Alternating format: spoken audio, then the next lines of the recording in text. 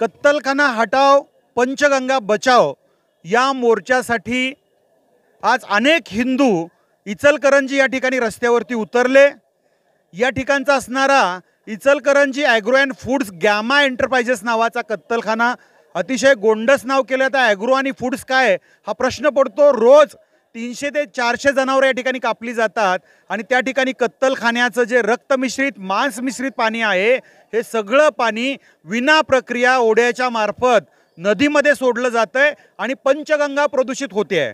एरवी पर्यावरणाच्या नावाने आणि पंचगंगेच्या नावाने ओरड करणारे पुरोगामी नेमके कुठल्या बिळात बसलेत हा पण प्रश्न पडतो।